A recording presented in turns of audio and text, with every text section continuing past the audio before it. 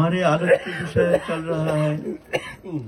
आज हमारे परम आराध्य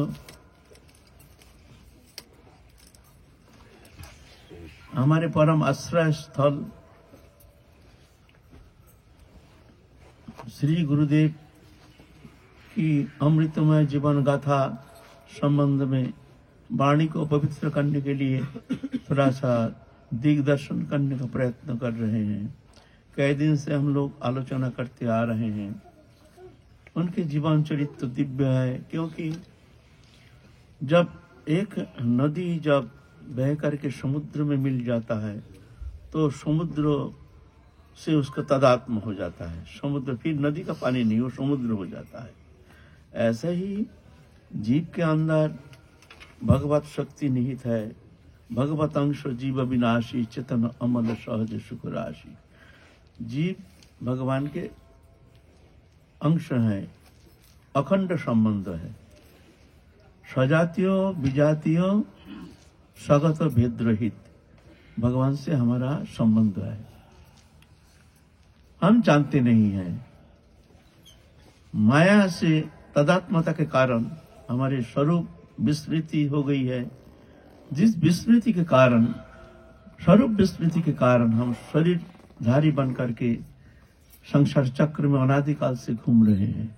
हम जानते नहीं हैं हमारे अंदर कौन सा शक्ति निहित है। वो शक्ति ऐसी शक्ति है, वो शक्ति अगर मान लो वो परमात्मा से, भगवान से उसको तदात्मता हो जाती है तो उसके अनंत शक्ति का स्रोत बहने लगता है। ये नहीं को जो शक्ति वो अर्जन कर लेते हैं, ऐसे नहीं है। उनके अंदर वो शक्ति निहित है, ढका हुआ है। हम जानते नहीं हमारे भीतर क्या शक्ति है। उस शक्ति अगर उस भगवान के साथ उस स्रोत से एक बार मिल जाता है ना, जीव जब जान जाते हैं जो मैं भगवान का हूं, भगवान मेरे हैं, तो वो अनंत शक्ति का स्रोत उनके अंदर प्रवाहित होना शुरू हो जाता है।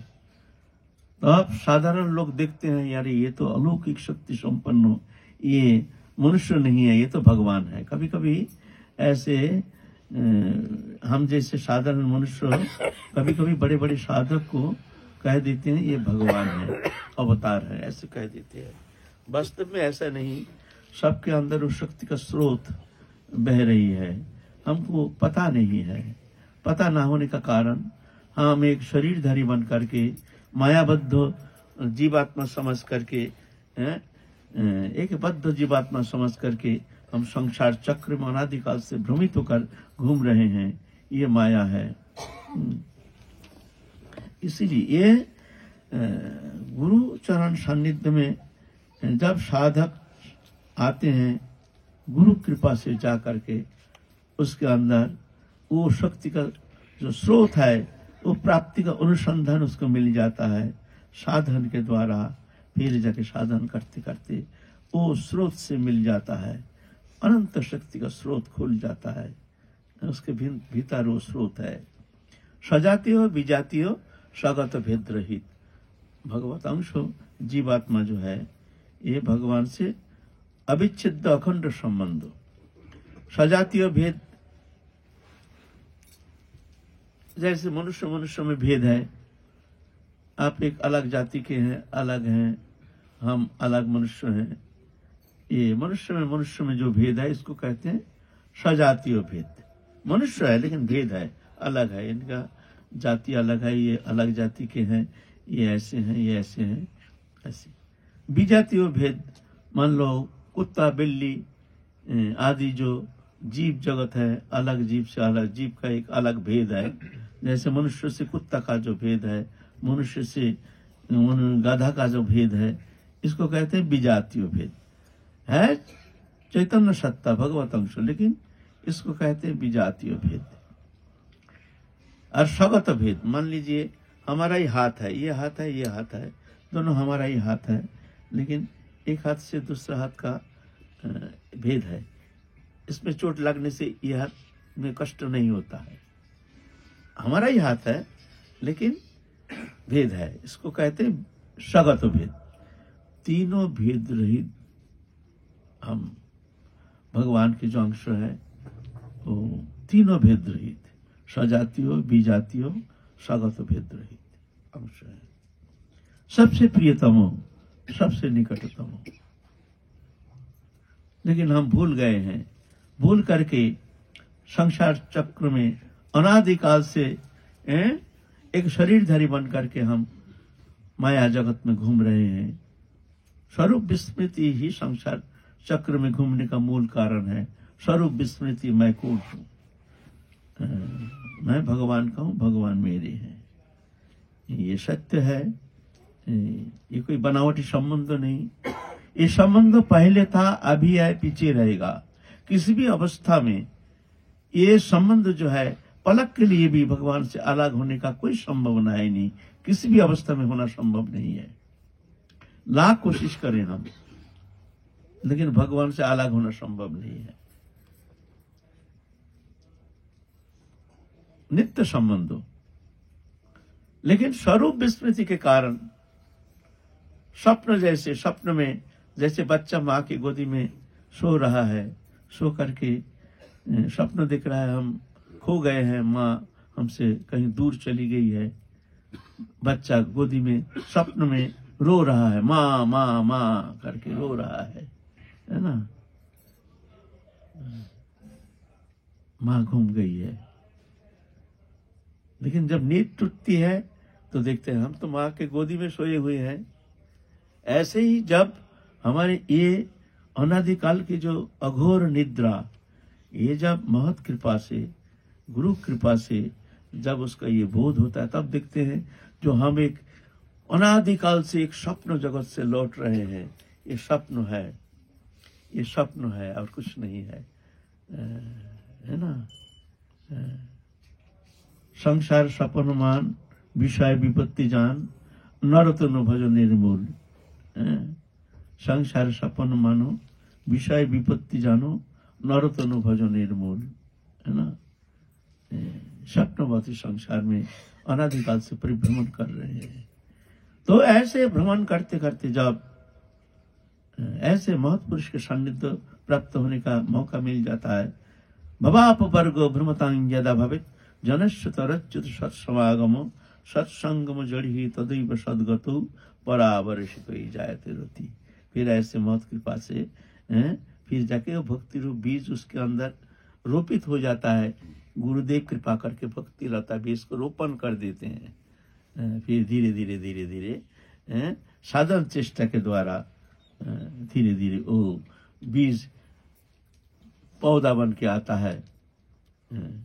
श्रद्धा, साधु संग, भजन, क्रिया, अनर्थ निवृत्ति, निष्ठा, रुचि, आसक्ति, भाव, प्रेम, धीरे धीरे इस तरह से वो संसार चक्र से मुक्त हो जाता है। एक समय जा करके वो स्वरूप प्राप्ति करके संसार चक्र से मुक्त हो जाता है। भगवत प्रेम सान्निध्य प्राप्त करके संसार चक्र से मुक्त हो जाता है। ये है। तो महत्पुरुष जो है उनकी जो जीवन है अलौकिक है, क्योंकि वो स्रोत से मिल गए हैं ना, तो अलौकिक है। प्राकृतिक बुद्धि के द्वारा विचार करके कुछ निरूपण करना कदापि संभव नहीं है ना। महापुरुष जो है ये कुछ अलग ही है ना। तो हमारे गुरुदेव पहुंचे हुए संत थे। जब राधा रानी पूर्ण कृपा किए हैं प्रेम सरोवर में, उसके बाद संसार चक्र से तो मुक्त थे ही। अलौकिक उनके जीवन धारा जो है अलौकिक। हम गुरु जी के साथ रहते थे, जंगल में रहते थे, हर समय उनके जंगल में ही उनकी रुचि है। ऐसे नहीं समस्त कुछ प्राप्ति होने के बाद भी दूर रहते थे, समाज जीवन से, व्यवहारिक जीवन से दूर रहते थे। ये व्यवहार साधु को खा जाता है। व्यवहार बहुत बाधक है साधक के लिए। साधक अवस्था में ज्यादा लोक व्यवहार, ज्यादा लोक संसर्ग, ज्यादा लोक संपर्क, ये बहुत विघातक होता है साधक के लिए।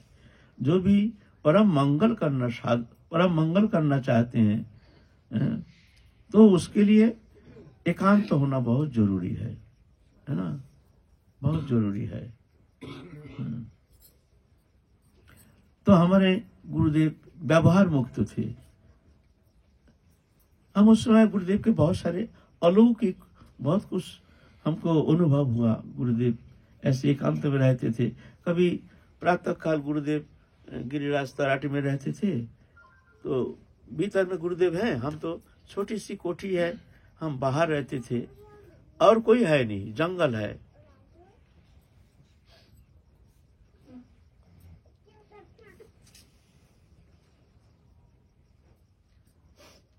देखते हैं बहुत सारी बात करते हैं, बहुत सारी, जैसे बहुत सारे लोग आए हैं भीतर में, छोटी सी कोठी है, कोठी के भीतर बात कर रहे हैं, हंस रहे हैं, बातचीत हो रही है। हमने सोचा भाई सुबह सुबह कौन आया गुरुदेव के पास, तो ठीक नहीं। तो भीतर में हमारा क्रोध आ गया, हम तो दो चार शब्द सुना देंगे, कौन ऐसे अभी हमारे गुरु जी को डिस्टर्ब करने के लिए, विरक्त करने के लिए भीतर आ गया है, ये तो उचित नहीं। गुस्सा हो गया, हम तो आए हैं भीतर, आके देखते हैं गुरुदेव चुपचाप बैठे, कोई नहीं, शांत समाहित तो चित्त वृत्ति। ऐसे बहुत बार हम ऐसे देखे हैं, गए हैं भीतर, देखते कोई कुछ नहीं, गुरुदेव चुपचाप बैठे हैं ऐसे। एक बार नित्यानंद त्रयोदशी था गोवर्धन में, बाबा एक गुफा जैसे है, गुफा के भीतर बाबा रहते थे, वहां भजन करते थे और पहरादार हम है, भीतर कोई नहीं, हम पहरादार है। भीतर में देखते हैं खूब झगड़ा हो रहा, बाबा बहुत ऊंची स्वर में तो बात करना शुरू कर दिए हैं, किसी जैसे झगड़ा कर रहे हैं, बहुत नाराज हो गए बाबा, जोर जोर से बोल रहे हैं। फिर हमारा गुस्सा गया, भाई भीतर कौन घुसा, अभी गुरु जी को विरक्त कर रहे हैं। हम तो गुस्सा होकर भीतर गए, जो कोई मिल जाएगा तो उनको दो चार शब्द हम सुना देंगे, इस समय क्यों भीतर उसको घुसाया किसने, कैसे भीतर आ गया। तो भीतर जाके देखते हैं कोई नहीं, सिर्फ एक शब्द हमारे कान में आया, बाबा बहुत नाराज होकर कह रहे हैं, আমার দ্বারা অত শত হবে না বলছি, এই একটা শব্দ বাংলা, আমার দ্বারা অত শত হবে না। और हमको देख के बाबा एकदम शांत हो गए, चुप हो गए, मैंने मेरे द्वारा ये सब होगा नहीं और ये सब होना संभव नहीं है, ऐसे एक शब्द। हम भी थोड़ा प्रस्तुत हो गए, जो बाबा को में घुस गए, बाबा न जाने क्या भाव से किससे बात कर रहे थे। मेरे ख्याल से शायद साक्षात नित्यानंद प्रभु आए थे। मेरे जो विचार ऐसे मन में ऐसे विचार आया कि नित्यानंद प्रभु कह रहे हैं तुमको बहुत सारे जगत कल्याण करना है, बहुत सारे जीव को उद्धार करना है, और बाबा अंतर्मना रहते थे एकांत में, उनके पसंद नहीं, शायद ऐसे ही कह रहे थे, हमसे ये सब होगा नहीं। साधक चाहते नहीं है ये दीक्षा भिक्षा गुरुगिरी करना ना, जो परमार्थ लोभी साधक है वो कभी चाहते नहीं है। लेकिन क्या होता है, कभी कभी मजबूरी आ जाती है, जब उनके शरण में आते हैं बहुत सारे जीव, उनके दुख देख करके हृदय द्रवीभूत हो जाता है।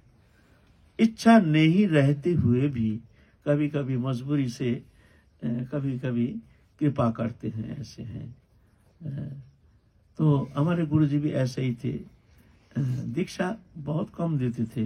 पहले जब गृहस्थ में थे तब तो खूब दीक्षा देते थे पहले, लेकिन जब साधक अवस्था में, जब वृंदावन आए, जंगल में घूमते थे, उस समय दीक्षा बहुत कम दी है। दो चार को हरिनाम तो दिए हैं, दीक्षा देते नहीं थे, एकांत में रहते थे।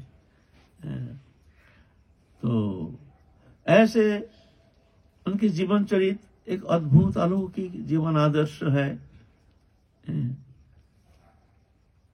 फिर जगन्नाथपुरी गए, जगन्नाथपुरी में, वहां तो कुछ दिन रहे, बहुत दिन वहां रह करके फिर वहां से गए नवद्वीप। नवद्वीप में जा करके 1984 गुरुदेव वहां अपने नश्वर शरीर को त्याग करके नित्य लीला धाम प्रवेश कर गए। उस दिन, जिस दिन शरीर त्यागेंगे, हम वहां उपस्थित थे। श्रीजीव गोस्वामी बहुत उच्च कोटि के संत थे, बहुत सब कोई कहते हैं कि पार्षद कोटि के एक महापुरुष थे श्रीजीव गोस्वामी। अचानक प्रातः काल जय निताई जय निताई जय निताई करते करते करते गए मणिपुर घाट जो बाबा का आश्रम है, वहां आके हाजिर हो गए। आ करके सीधा बाबा के घर में घुस गए। घुस करके उनको मस्तक को अपने गोदी में लेकर के जय निताई जय निताई जय निताई जय निताई, और गुरुदेव बस मुख से जय नित्यानंद राम ये शब्द उच्चारण करते हुए नश्वर शरीर को त्याग करके नित्य धाम चले गए। तो अलौकिक उनके जीवन चरित। हमको तो ज्यादा दिन उनके सानिध्य प्राप्त होने का मौका नहीं मिला, सिर्फ 4 साल लगभग उनके सानिध्य में थे। कृपा करके हमको उनके अंतरंग बहुत निगुर सेवा भी प्रदान किए हैं। जहां जाते थे हमको साथ लेकर के जाते थे। देह की सुध बुध भी खो बैठे थे लास्ट में। हाँ, लास्ट में अंतिम स्थिति में इतने अंतर्मना हो गए थे कि दिन रात बोध नहीं, शरीर का कोई बोध ही नहीं, अंतर्मना हो गए एकदम बिल्कुल। दिन है कि रात है ये बोध भी खो बैठे थे। ऐसे होता है जब साधक गहरा चिंतन में डूब जाते हैं तो धीरे धीरे ये शरीर के जो वृत्ति है इससे ऊपर उठ जाते हैं। हमारे जो इंद्रिय वृत्ति है, काम क्रोध लोभ आदि जो वृत्ति है, इंद्रियों के द्वारा जो भी वस्तु पदार्थों को हम स्वीकार करते हैं उसका कारण है मन। मन जब इंद्रिय के साथ संयोग होता है तभी जाके इंद्रिय हमारा सक्रिय रहता है। लेकिन एक स्थिति में जाकर के जब मन भगवत चरण में निश्चल हो जाता है तो ये इंद्रिय वृत्ति जो है ये भी निष्क्रिय हो जाता है। अब देखना, अब बहुत गहरा चिंतन में डूबे हुए हैं,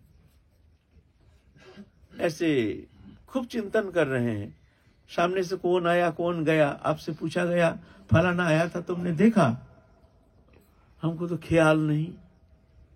ख्याल नहीं माने क्या है? माने उस समय हमारा मन हमारे आंख में नहीं था, इसलिए आंख रहती हुई भी हम देखा नहीं।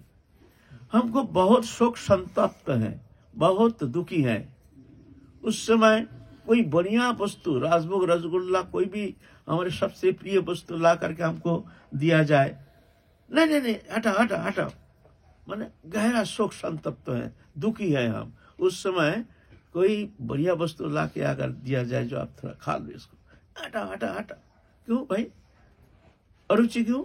ना उस समय हमारा मन जीवा में है नहीं, इसलिए जीवा रस नहीं ले पा रहा है ना। मान लो हम बहुत शोक संतप्त है, बहुत चिंतान्वित हैं, हमारे घर का ही कोई बच्चा हो जिसको हम बहुत प्यार करते हैं, वो हमके आकर के हमको पकड़ लिया, हे चल चल चल, क्यों भाई? जिसको तुम इतना आदर करते हो तुमको अच्छा क्यों नहीं लग रहा? ना उस समय मन हमारा त्वक में नहीं था, इसलिए हमको आनंद नहीं मिल रहा था। तो ये मन ही है मूल। मन जब इंद्रियों के साथ संयोग होता है तभी जाके इंद्रिय सक्रिय होता है। दोष कोई वस्तु का नहीं, दोष है हमारा मन का। मन ही जब इंद्रिय के साथ संयोग होता है तभी जाके हम इंद्रिय के द्वारा विषय को ग्रहण करते हैं। मूल है मन, इंद्रिय कारण नहीं, मन कारण है। इंद्रिय तो कर्मचारी है, इंद्रिय क्या करेगा? हमारा मन में कोई विकार नहीं, तो विषय वस्तु प्राप्त करने से भी हमारा क्या फर्क पड़ता है? मान लीजिए हमारे सामने राजभोग रखा हुआ है, हम खाते नहीं, हमारी इच्छा नहीं, रुचि नहीं, तो राखो ना सामने, क्या होता है, हमारा फर्क क्या पड़ता है? क्यों? हमारा मन जो जीवा इंद्रिय है उसको स्वीकार नहीं करता, इसलिए हमको आनंद नहीं मिलता है। तो मन ही है मूल कारण, विषय कारण नहीं है। इंद्रिय के जो अधिपति है वह है मूल है मन। मन जब इंद्रिय के साथ संयुक्त होता है तभी जाकर के इंद्रिय विषय को ग्रहण करता है। ऐसा ही ये मन जब भगवत चरण में तल्लीन हो जाता है, भगवत चिंतन में, तो हमारे जो शब्द स्पर्श रूप रस गंध ये जो विकार है ना, ऑटोमेटिक निष्क्रिय हो जाता है। यह है क्रिया।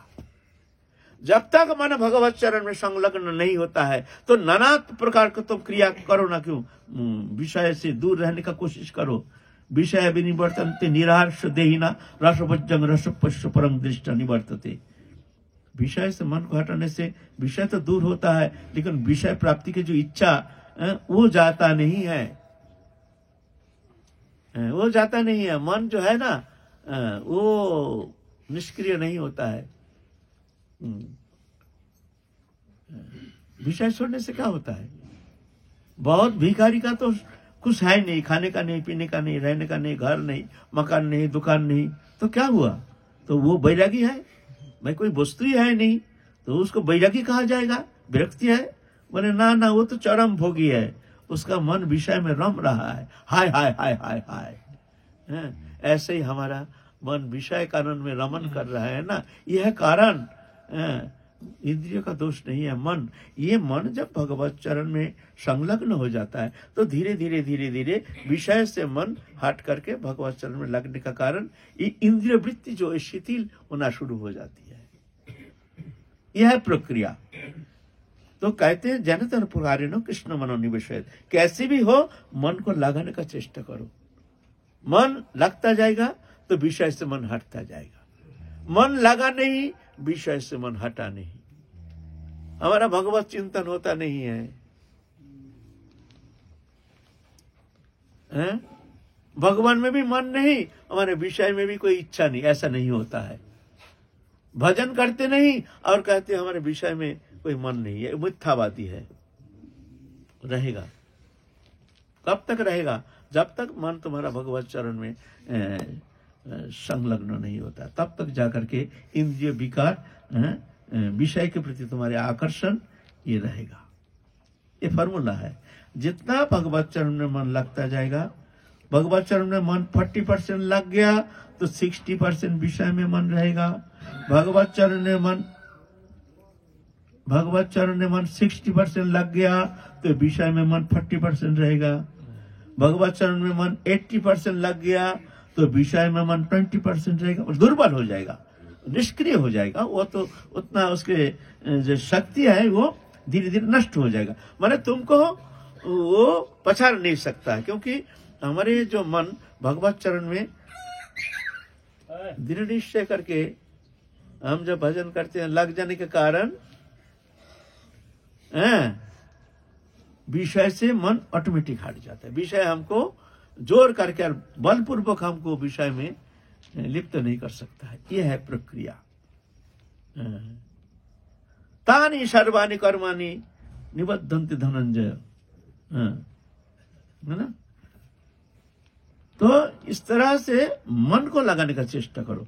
ये मन लगाने के लिए तो इतना साधन भजन, तप तपस्या, जब तप ध्यान धारणा उपासना आदि मन को लगाने के लिए एकांतवास, आहार शुद्धि, संग शुद्धि, ये शुद्धिकरण आदि, एकांतवास, जब तप, ये सब क्या मन को लगाने के लिए। मन लगा नहीं तो मान लो तुम्हारे जो क्रियाकर्म है वो ज्यादा कुछ तुमको तुम्हारा लाभ नहीं हो रहा है, ये समझना चाहिए। मन लगना चाहिए।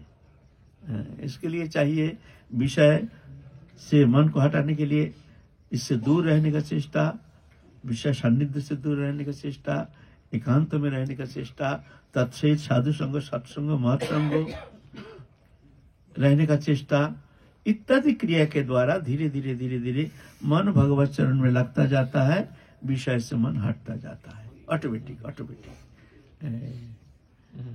तो ये महत्पुरुष जो है, महत्पुरुष के सान्निध्य प्राप्त होना ये बहुत जरूरी है। जब तक महत कृपायां द्वारमहुर विमुक्ति, महत कृपा है, मुक्ति का द्वार है। तो महत पुरुष के सान्निध्य प्राप्त हो गया तो मान लो तुम्हारा परमार्थ जीवन में प्रगति का रास्ता खुल गया। ऐसा नहीं हुआ तो मुश्किल हो जाएगा। इसलिए महत पुरुष के सान्निध्य, संसर्ग, संपर्क, उनकी सेवा में रहने का चेष्टा करना चाहिए। तो गुरुदेव तो इस तरह से नवद्वीप में तो शरीर छोड़े हैं। अंतिम समय में उनकी ऐसी स्थिति आ गई कि शरीर का बोध ही था नहीं। एक दिन क्या हुआ, रात 12 बजता है,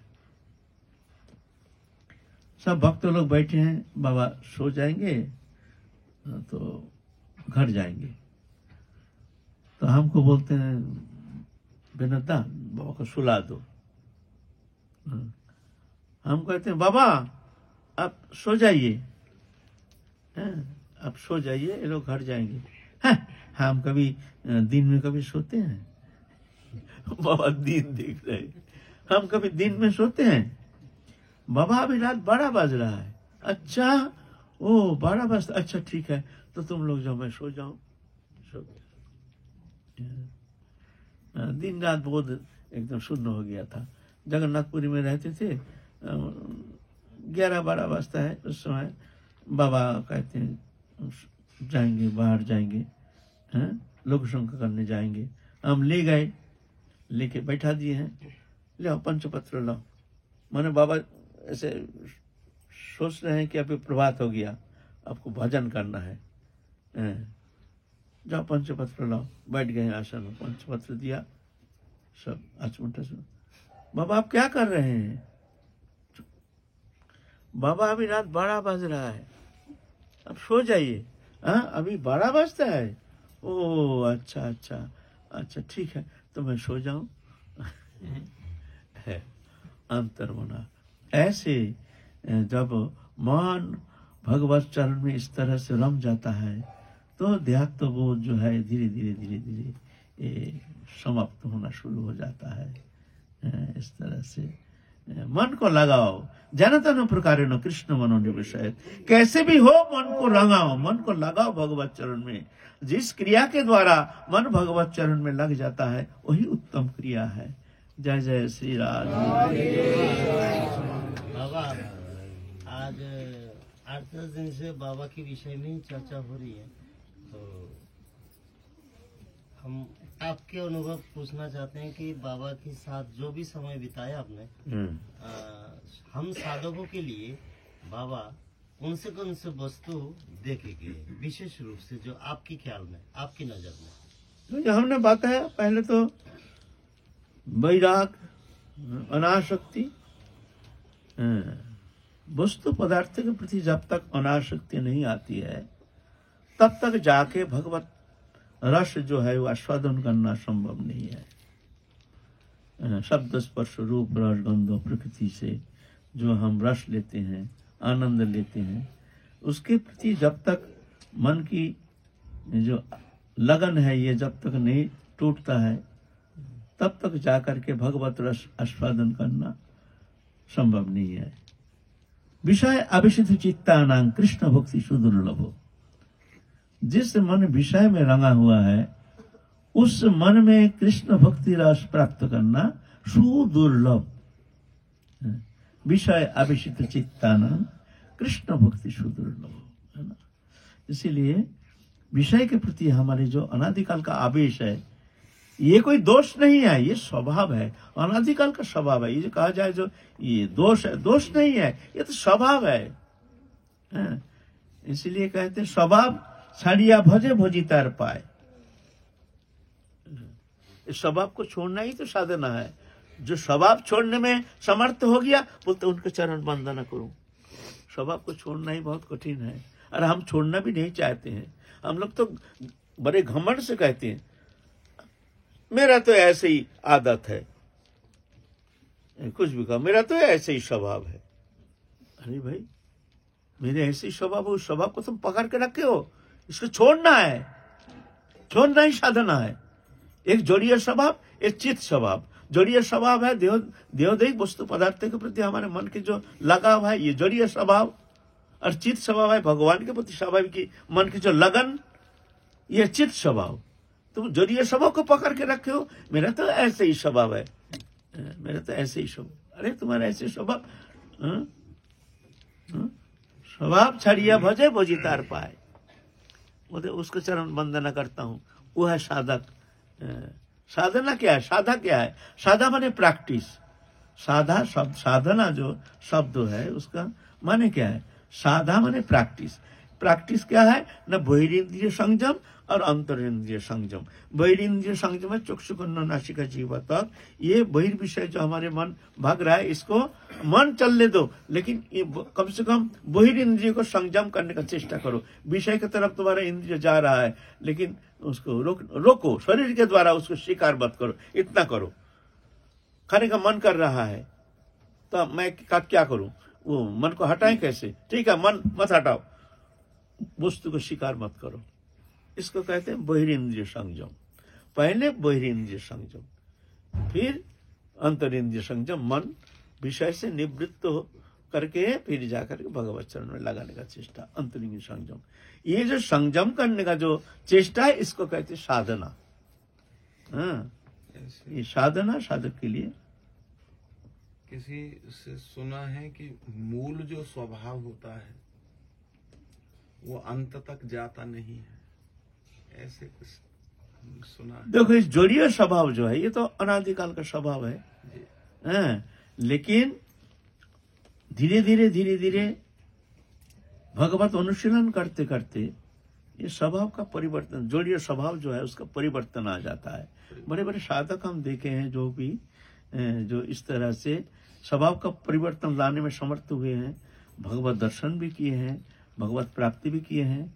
ऐसे बहुत सारे वैष्णव जीवन चरित्र में हम लोग देखते हैं, है ना? ऐसा नहीं है जिसका परिवर्तन होता नहीं है। बाहर से क्रोध जैसा दिखाई देता है, लेकिन भगवत दर्शन भी करने में भी समर्थ हुए हैं।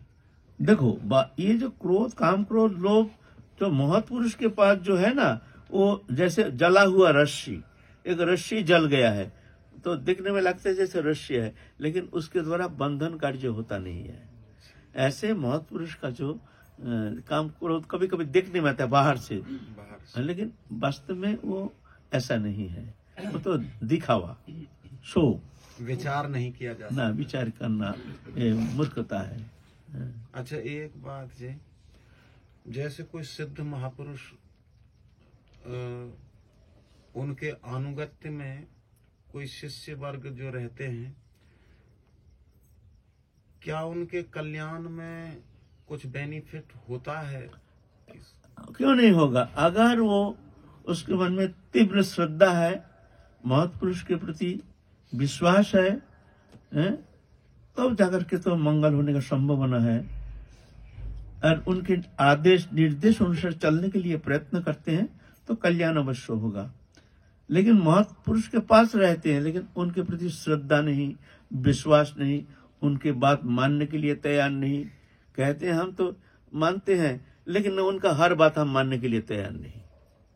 हम उनको गुरु मानते हैं, महत्पुरुष मानते हैं, ठीक है, अच्छा, हम प्रणाम करते हैं, लेकिन हर बात हम मानने के लिए तैयार नहीं।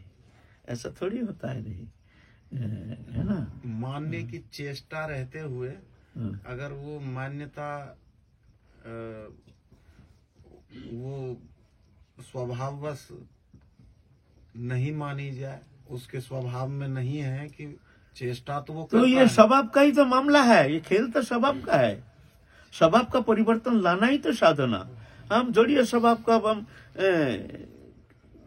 सांसारिक भोग वृत्ति में, हमारे इंद्रिय वृत्ति जो है भोग वृत्ति में था, इसका थोड़ी है कि ऐसे ही हमारा रहेगा। वो स्वभाव हम छोड़ेंगे नहीं, तो स्वभाव छोड़ेंगे नहीं तो हम वहां पहुंचेंगे कैसे?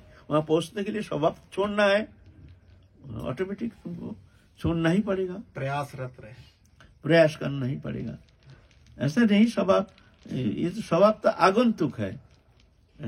बड़े बड़े दुर्जन भी देखा गया है, सत्संग में आकर के सद अनुष्ठान के द्वारा, सद अनुशीलन के द्वारा धीरे धीरे बहुत कल्याण किए हैं अपने जीवन में, भगवत दर्शन भी किए हैं। नामदेव था, एक महान डकैत था, महान डकैत, लेकिन इतने बड़े संत हो गए, भगवत दर्शन भी किए हैं। जो बात बात में मनुष्य हत्या करते थे, बात बात में मनुष्य हत्या करते थे।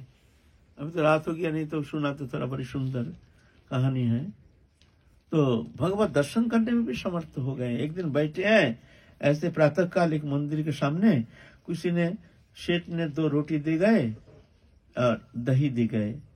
तो ऐसे बैठे बैठे चिंतन कर रहे हैं, भगवत चिंतन में एक तल्लीनता तन्मयता।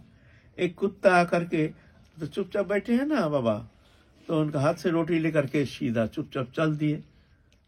अचानक देखते हैं अरे रोटी तो ले गए कुत्ता, तो दही लेकर के पीछे पीछे भाग रहे। प्रभु प्रभु, अरे सूखी रोटी कैसे खाओगे प्रभु, दही से खाओ, दही से खाओ। सब में, सब जीव में भगवान दिख रहे हैं। क्यों नहीं परिवर्तन होता है? कौन कहा?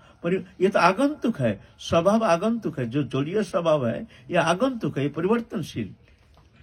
हमारे कर्मधारा और चेष्टाधारा, कर्मधारा और चिंताधारा दोनों का संयोग से स्वभाव बनता है।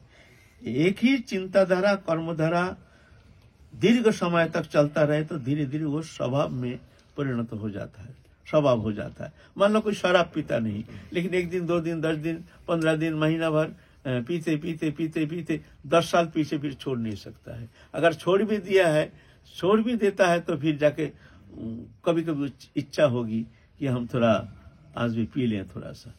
तो इसको कहते हैं संस्कार है, परिवर्तन हो जाता है ना। परिवर्तन होता नहीं ऐसे नहीं है। कर्मधारा और चिंताधारा के परिवर्तन से स्वभाव का परिवर्तन होता है। स्वभाव अगर प्रयासरत रहते हुए सक्षम नहीं हो पाता है स्वभाव बदलने में, या उस आज्ञा का पालन नहीं कर पाता है, तो क्या गुरु अवज्ञा अपराध लगता है उसका? हाँ, अवज्ञा दोष तो आता ही है, अवज्ञा दोष। अवज्ञा दोष तो आता है। लेकिन उसके लिए अगर उसके अंदर पश्चाताप रहता है, जो हमसे बहुत भूल हो रहा है, इसलिए अंतर्दाह, एक जलन, एक कष्ट, जो हम गुरु आज्ञा लंघनकारी हैं, हम बहुत अपराधी हैं, पश्चाताप होता है, तो जाकर के धीरे धीरे शोधन हो जाता है। लेकिन पश्चाताप नहीं, उसका शोधन होना बहुत कठिन है। जय जय श्री राधे।